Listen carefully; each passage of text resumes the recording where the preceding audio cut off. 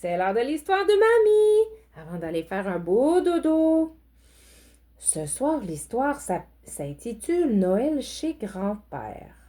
Je crois que c'est lui, grand-père.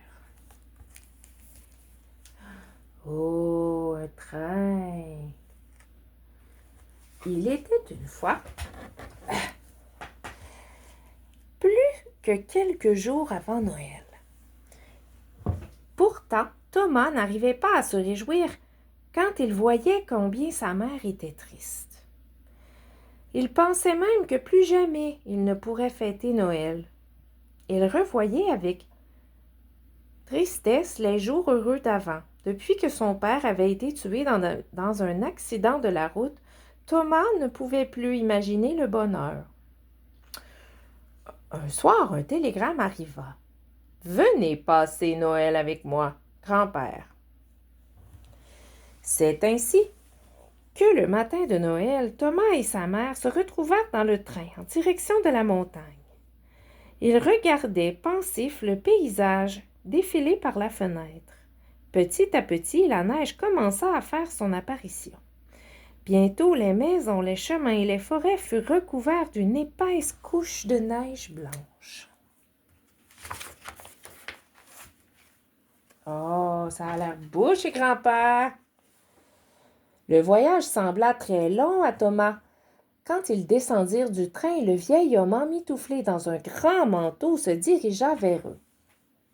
C'était grand-père qui était venu les attendre. Il était heureux de les voir. Il les embrassa et les conduisit jusqu'à un grand traîneau arrêté devant la gare. Un cheval brun y était attelé. « Ah, voilà mon brave Théodore! » Attends un petit peu. « Voilà mon brave Théodore! » dit grand-père en tapotant le cou de l'animal. Alors le cheval brun s'appelle Théodore. Il fit monter Thomas et sa mère et leur mit une grosse couverture sur les genoux pour les protéger du froid. Regarde, il fait froid quand même. L'équipage quitta le village. Le traîneau glissait sans bruit sur les petits chemins enneigés qui montaient en direction de la forêt. Tout était silencieux. On n'entendait que le bruit étouffé des fers du cheval et le glissement feutré des patins du traîneau. Dans l'air gelé, la laine chaude du cheval se transformait en petits nuages blancs. Le cheval s'arrêta devant une petite maison, enfouie sous la neige. Grand-père prit les bagages et les guida jusqu'à la porte. Qu'il faisait bon dans la maison. C'était chaud.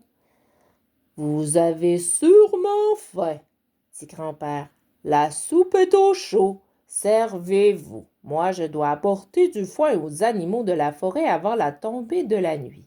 Ne m'attendez pas. » Et comme s'il avait lu dans les pensées de Thomas, il se retourna sur le pas de la porte et ajouta « Aujourd'hui, Thomas, j'y vais seul, mais demain tu viendras avec moi. » Et grand-père sourit d'un air coquin en sortant dehors.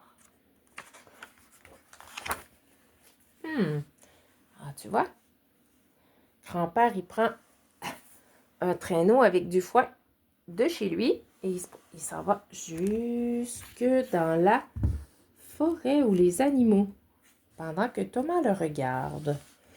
Thomas courut jusqu'à la fenêtre et vit grand-père rentrer Théodore à l'écurie. Quand il en ressortit, il tirait derrière lui une luge chargée d'une grosse botte de foin. Thomas suivit grand-père en pensée. C'était comme s'il marchait dans ses pas, à travers la forêt, toute blanche et silencieuse jusqu'au râtelier à foin pour les chevreuils et les cerfs. Il se réjouissait déjà en pensant au lendemain. Oh, pendant ce temps-là, il est avec sa maman, dans la maison toute chaude avec un beau feu. Quand il se réveilla, tu manquais un bout, moi, là? Ouais. Regarde. Pendant ce temps, maman avait mis la table et Thomas s'y précipita avec joie parce qu'il avait très faim. Pourtant, presque aussitôt, en pensant à son papa et au chagrin de sa maman, il se mit tout... il se sentit tout gêné d'être heureux. Il s'arrêta de manger. Mais maman l'encouragea d'un sourire et s'assit aussi à table.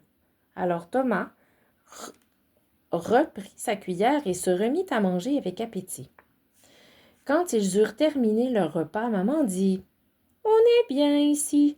Je l'avais complètement oublié. » Puis, après un moment, elle ajouta toute émue « Tu sais que c'est ici que ton père a grandi? C'était sa maison quand il était tout petit. Toi, quand tu étais tout petit, on y venait souvent. Grand-mère était encore là. Elle était une très gentille dame et aimait nous recevoir. » Et elle se mit à lui parler de grand-mère. Quand elle est morte, on ne pensait pas que grand-père pourrait rester ici tout seul. Mais on se trompait. Il aime la forêt et la compagnie des animaux. C'est ici qu'il se sent bien. Et maman raconta et raconta. Et Thomas s'endormit doucement. Quand il se réveilla le lendemain matin, il était allongé sur le sofa. Le feu crépitait dans la cheminée et la lueur des flammes dansait au plafond. Maman était debout devant la fenêtre. Elle regardait dehors. Il faisait déjà sombre et la neige avait des reflets bleus. Soudain, maman se retourna et lui dit « Viens vite, Thomas, viens voir! » Oh! Je ne sais même pas qu'est-ce qui se passe, hein? Qu'est-ce que vous pensez qui se passe? Oh! Wow! Dehors, dans le jardin tout blanc, un sapin scintillait de toutes ses bougies.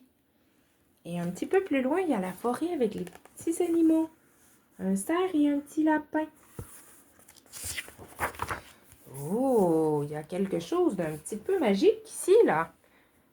Regarde. Maman est là avec Thomas. Grand-père est en train de rentrer.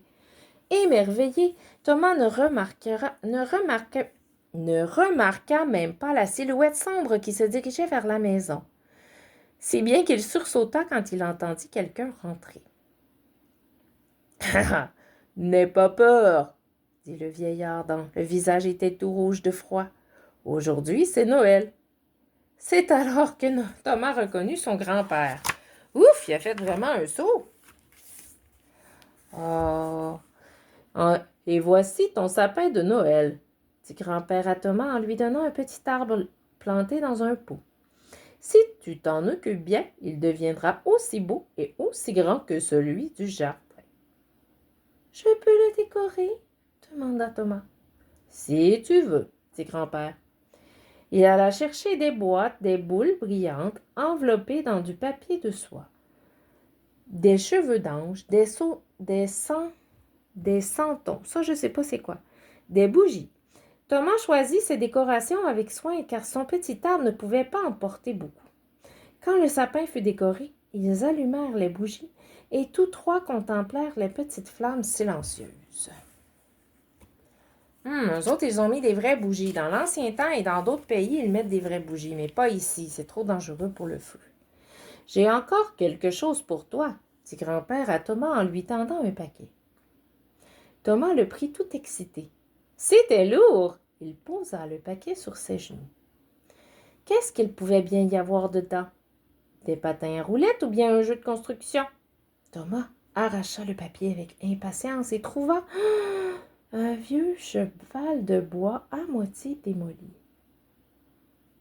Il ne savait pas quoi dire. Il avait presque envie de pleurer tellement il était déçu. Le vieux cheval tout décoloré auquel il manquait même un œil et une oreille. Alors grand-père lui murmura à l'oreille « C'était le jouet préféré de ton papa quand il était petit.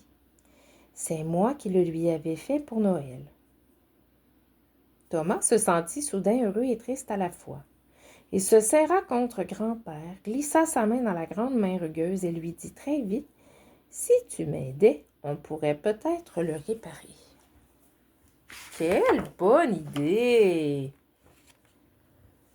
Grand-père et Thomas tournèrent et retournèrent le vieux cheval entre leurs mains, discutant de la façon dont ils pourraient en refaire un beau jouet tout neuf. et ils se mirent bientôt à clouer, à peindre et à coller avec entrain.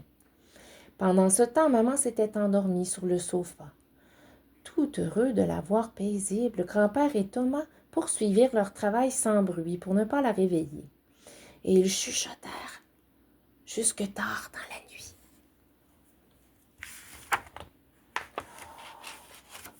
Fin de l'histoire. Alors, je pense que Thomas et sa maman ont quand même passé un beau Noël malgré leur tristesse d'avoir perdu leur papa et son amoureux. Qu'en penses-tu? T'arrive des fois de se sentir triste puis content en même temps, n'est-ce pas? C'est tout mélangé dans ce temps-là dans notre cœur. Enfin, bonne nuit les boubous. Mamie vous aime vraiment beaucoup. Bon dodo.